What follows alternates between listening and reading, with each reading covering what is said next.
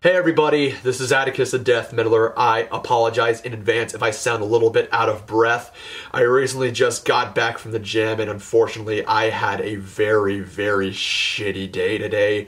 But I don't want to talk about my personal life. I'd rather channel all of my negative energy onto this rant because, oh boy, it is a fucking doozy of a topic that I am talking about.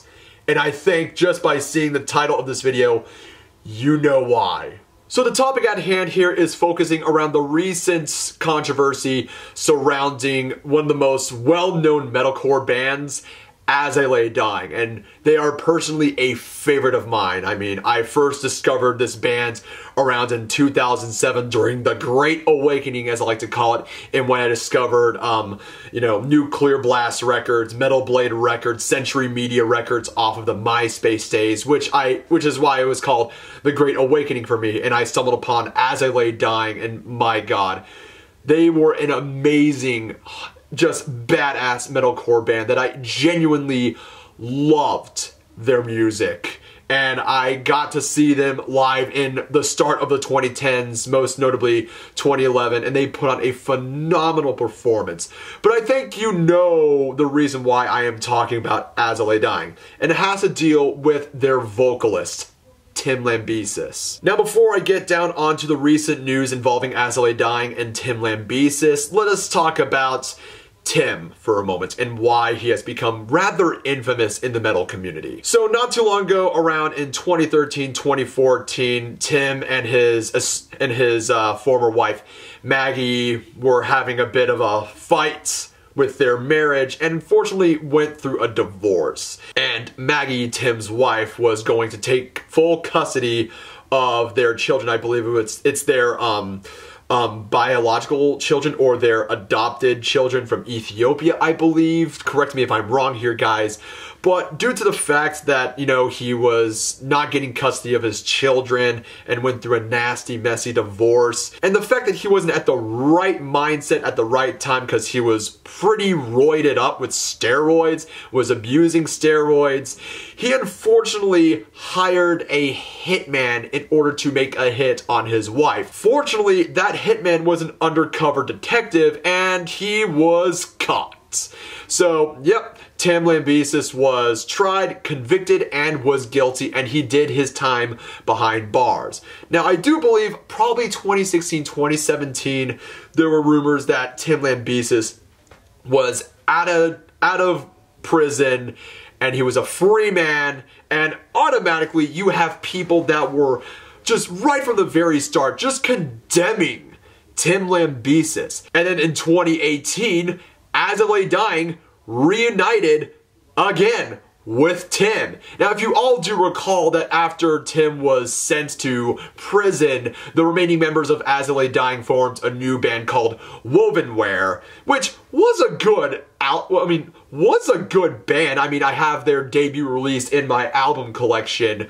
But yeah, I really enjoyed their debut release. But hearing that the remaining members of As I Lay Dying reunited with Tim and they were gonna bring out new material, they brought out a new single, and we're doing this huge tour, that set a lot of discussion and conversations around in the metal community. Most of it was onto the negative side because Tim attempts to hire a hitman to kill his former wife.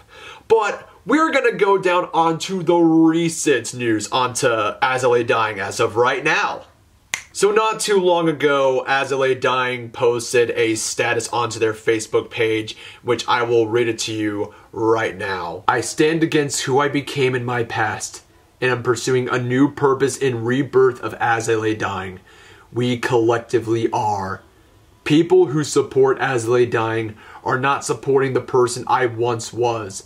Because part of my life's work now is to undo the hurt I've caused and to help others in addiction. Instead, I think As I Lay Dying fans are supporting the belief that people can change. I will never be able to undo my greatest mistake, but I believe it's better to do something rather than give up. As I Lay Dying collectively condemns all forms of domestic abuse and violence. Its aftermath is one of pervasive, long-lasting hurt, and there is no acceptable excuse or defense for such behavior. Our agenda as a band is to actively back and work with organizations who offer support to those who are emotionally suffering and in pain, whether it be from a history of abuse, hardship, or mental illness. Proactivity and healing and recovery is at the core of what this band is now. Tonight we'll play the biggest headline show of our career, topping our second biggest headline show earlier on this same tour. Our fans in Germany did not know this when they bought their tickets, but we will be donating a portion of proceeds from our show to Heart Support, an organization we believe that functions to provide emotional support and counseling to young adults caught in cycles of addiction, depression, sexual abuse, and family turmoil. Our mission is to continually seek and implement ways to facilitate positive, meaningful change in the world around us. For now, we don't want to miss out on bringing purpose into our biggest moment yet. We've been given a second chance we thought we'd never have again, and we certainly don't take it for granted. Sincerely, Tim. So, upon reading this Facebook post, I do believe that Tim has really owned up to what he has done, really trying to seek change and really try to better himself, which was very appropriate. I mean, fucking hell, I do believe that Tim really thought long and hard when he was behind bars and when he was, set for parole to be a free man once again.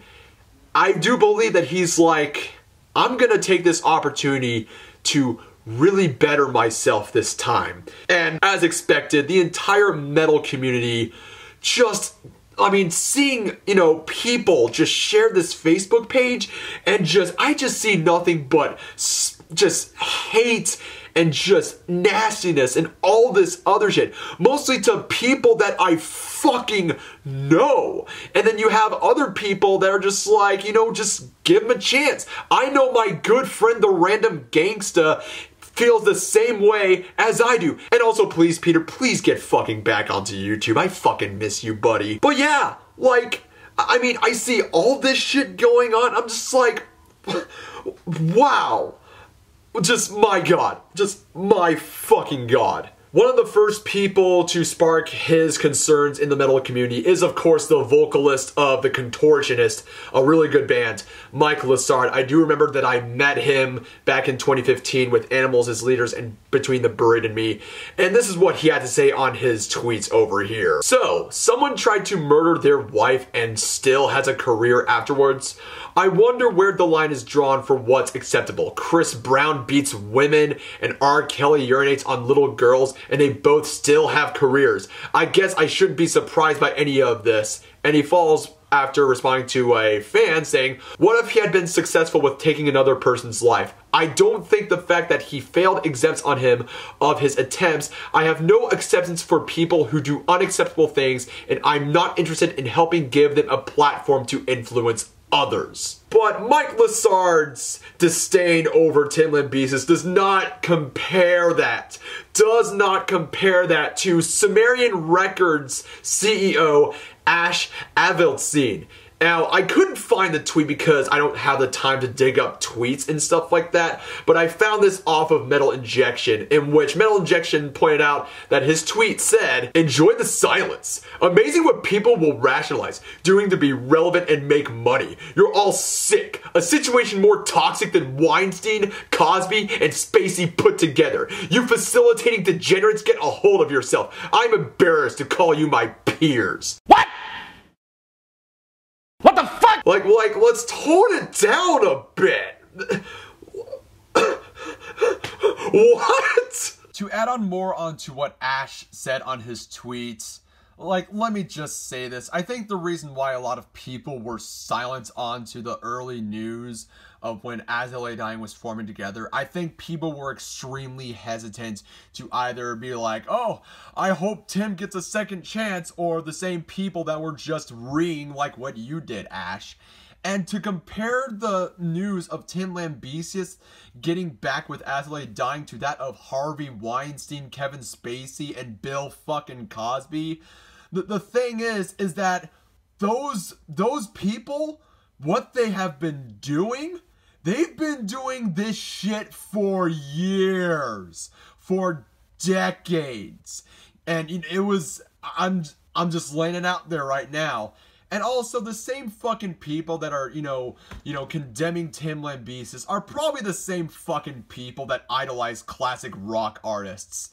Like, for instance, Ozzy Osbourne.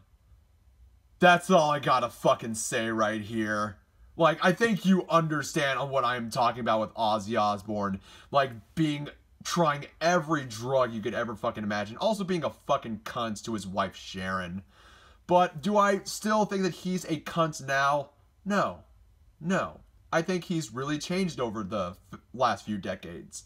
And, he's a better person.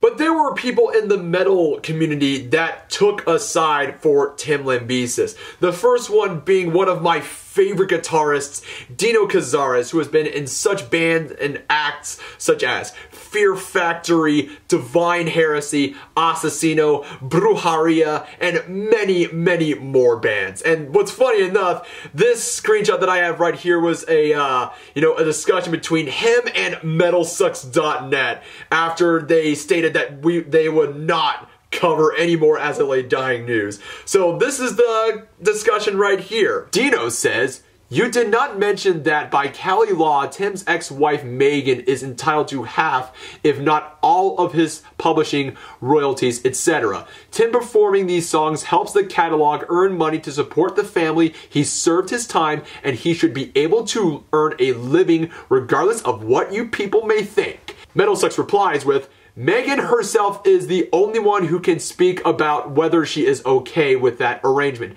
Until she does, if she ever does, we assume she is not." To which Dino commented, "It's California state law. He pays. She has no control over that. If he doesn't, it could mean more prison time. Supporting him working is supporting the ex-family. You're forgetting that the band is not signed and they are doing this themselves." Cazares also noted in response to a person who subsequently deleted their tweets, go fucking figure, "So you're saying when people get out of prison can't have a job? It's only rewarded if people buy his music. You do understand that his ex-wife and kids are compensated. Bottom line is he has to work. It happens every day to people with regular jobs. It just so happens that music is his job."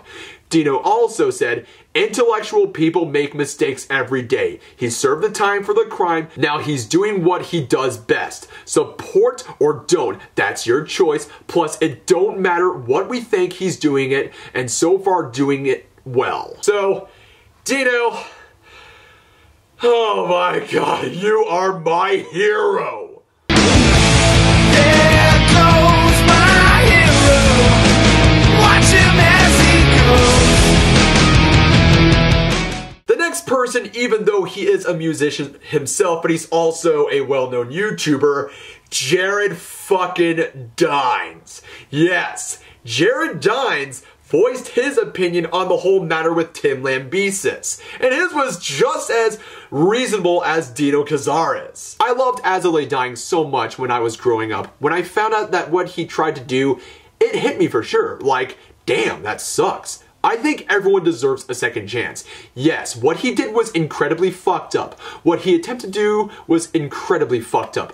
But I think everyone deserves a second chance. And if he does something fucked up again, then I'm gonna just be done with it. But at this point, give the man a second chance. See what happens. If he fucks up again, fuck off. Again. Very reasonable right there. And I will definitely agree. If Tim does flop up, then I will indeed say I have no support of Tim whatsoever. Now, Dino and Jared's opinions onto the whole fiasco pales in comparison onto what Brian Head Welch of Korn said. Now, I know that he is somewhat of a polarizing figure given to how he acted after the suicide of Chester Bennington, but I will leave down my good friend Dead Monkey of Mortified Productions video on the whole thing down in the description below. It is probably the best video that he has made given under that circumstance. But this was a article that I found around in 2014, I believe. But it is honestly a very powerful, you know, statement that Head said. And this is a guy that did, you know, abuse drugs, battle depression, and, you know, this right here, it just speaks volumes right here. And this is what Head stated. One of our road crew that was in a hotel room with me that night had been involved in gangs in the past, and at one point was very high up in the chain of command. Eyes bulging out of my sockets, high as a kite, I asked him, what would it take to have my wife and her new boyfriend hurt really bad or worse? He then followed up by saying, we are all capable of bad choices under the weight of heavy circumstances. Some can snap in one way and others can snap in other ways. Some people can handle more or less than others, but everyone has a certain breaking point, especially if there's other substances involved. And the last part really struck a chord with me while reading this article. I told Tim that as strange as it may have sounded, I was really excited about his future. I have seen God create overwhelming beauty out of a pile of ashes so many times, and I look forward to seeing all the good that comes out of this horrible situation. Seeing beauty birthed from the most ugly of circumstances is one of my most favorite miracles to witness.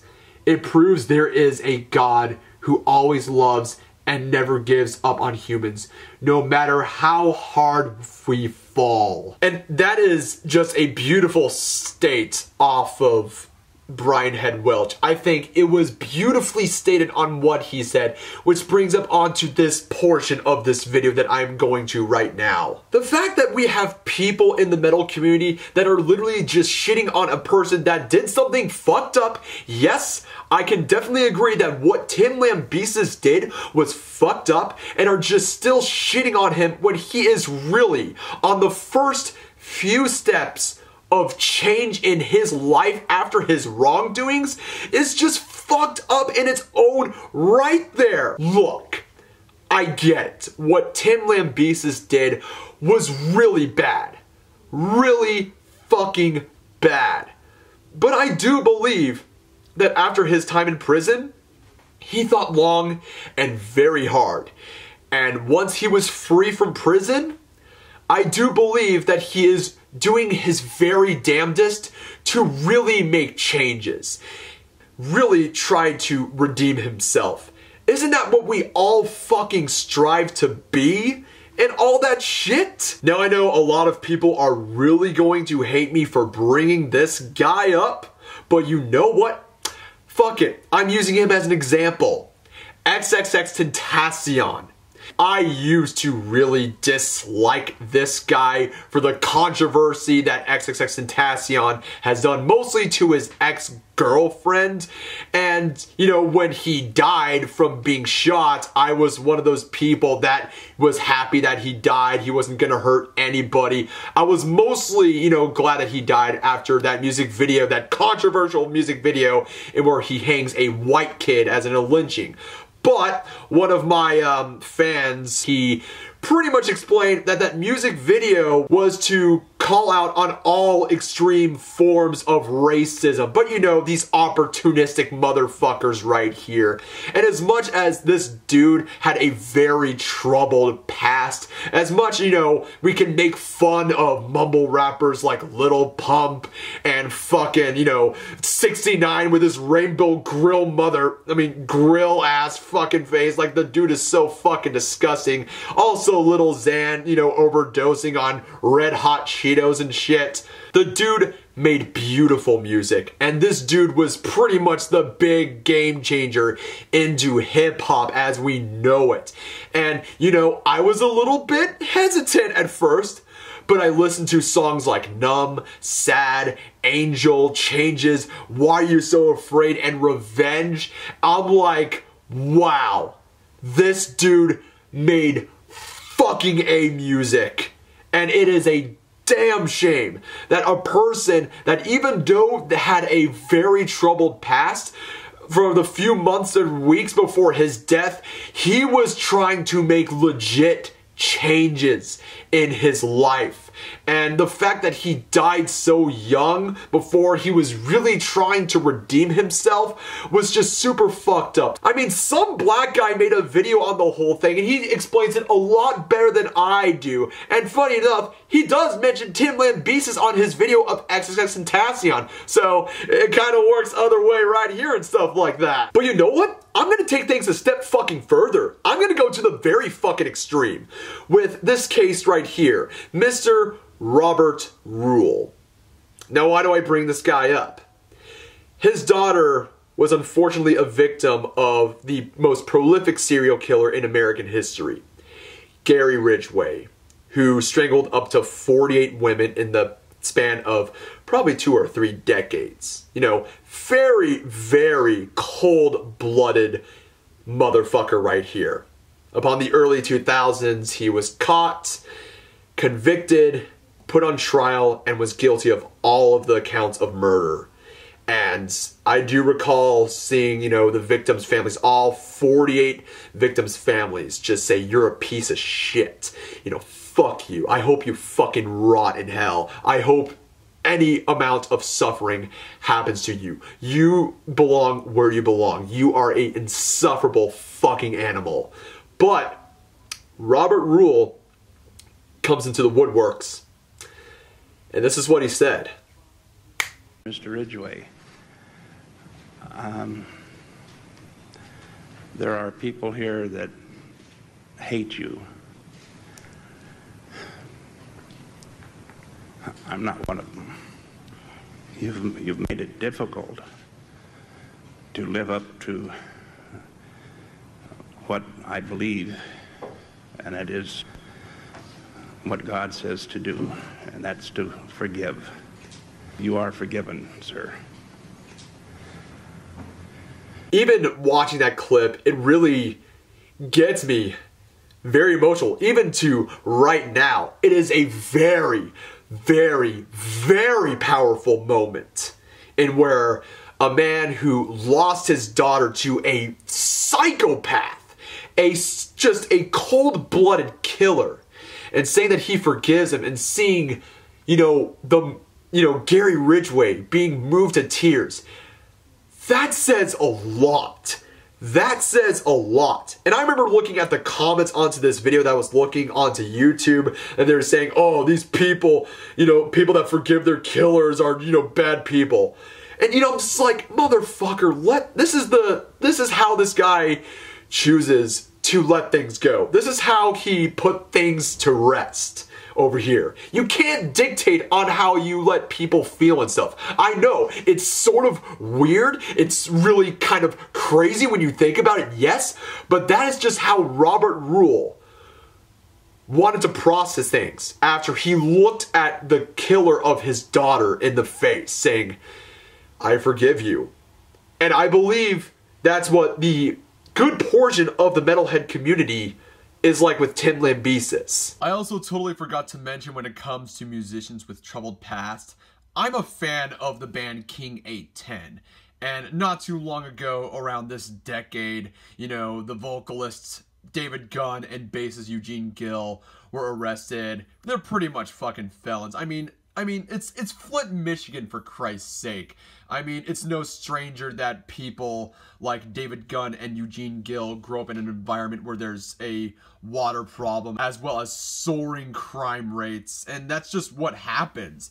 And yet, these people make amazing music in my eyes. I understand that a lot of people don't like King 810, but I think that they make incredible music. Look here, people. None of us are perfect. I will indeed say this. None of us are all perfect human beings.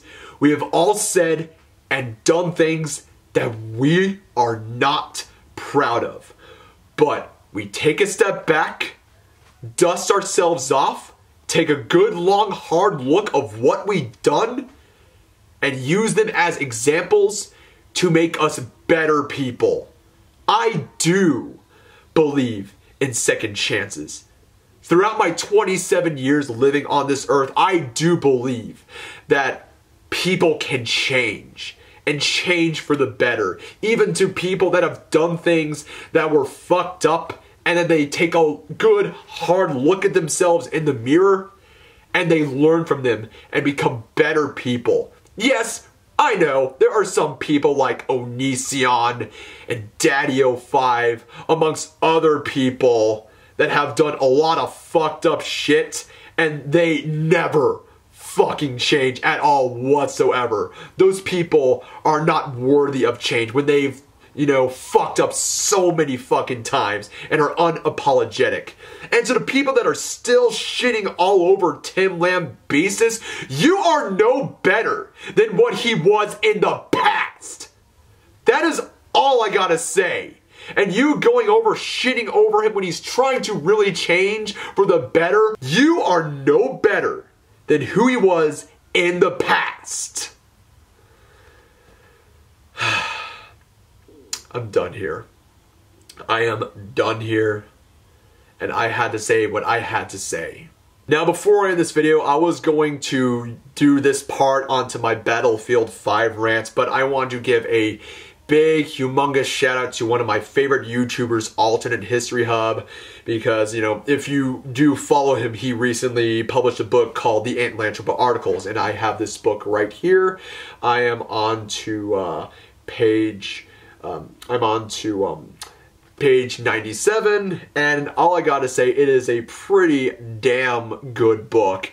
I will leave down, you know, his video explaining his book down in the description below, as well as the Amazon link and where you can buy it for Christmas, you know, give it to your friends or family members for the holidays, Christmas, and all that stuff. It is a really good book, and I highly recommend it. On a few final words here, Tim Lambesis, what you did back then was really fucked up and just totally messed up.